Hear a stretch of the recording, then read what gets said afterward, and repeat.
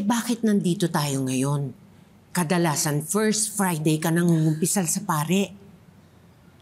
Mangungumpisal pa rin naman ako. Hindi nga lang sa pare. Kanino sa akin? Teka. Oh. Anong ikukumpisal mo? May chicks ka. Hindi, walang ganun, ha? Hindi pwede yun.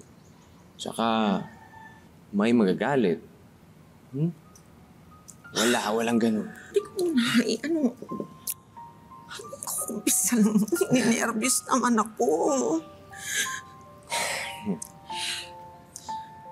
Alam mo, Judy, ganito yung ginawa noon ni Ding Dong Dantes kay Marian Rivera eh. Kaya ngayon, ako naman. Judy Roque, will you marry me?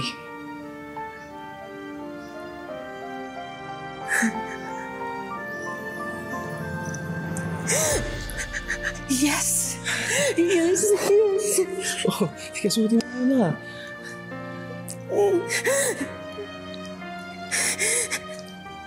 Totoo ba to? Oo naman. Hindi na ako mag-iisip. I love you. I love you so much, Judy. Mahal na mahal kita. Salamat.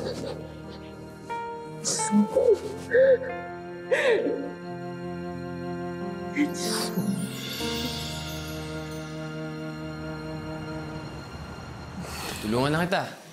Alam ko kung paano ikabit yan. Hindi na. Ako na. Kaya ko to. Mahirapan ka talagang ikabit yan. Mali yung diskarte mo eh. Sige na.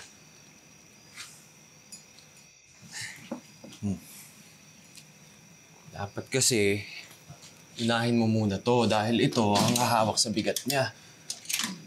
Oh, yeah. Ito. Yeah. Nakabit mo na.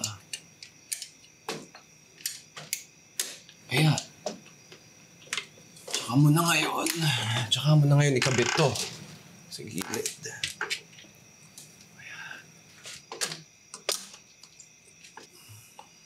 Mahal mo ba talaga yung nanay ko? Mahal na mahal. Kaya nga pakakasalan ko na siya para hindi na kami ganitong live-in lang. Bakit siya? Bakit hindi siya? Alam mo, Jella, yung nanay mo, may mabuting puso. Buti siyang tao at maayos ang ugali niya. Sa panahon ngayon, hindi ka na rin makakahanap ng babaeng ganun.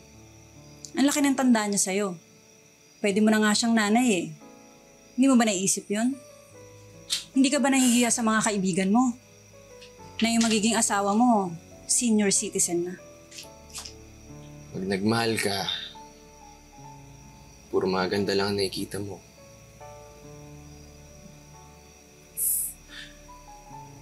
Lahat ng mga pagkukulang niya, lahat ng mga kamalian niya, lahat ng mga kakaunti. Jella, hindi mo naman nabibilangin yun eh. Kasi sa mata ng nagmamahal, lahat ng yun sumasapat.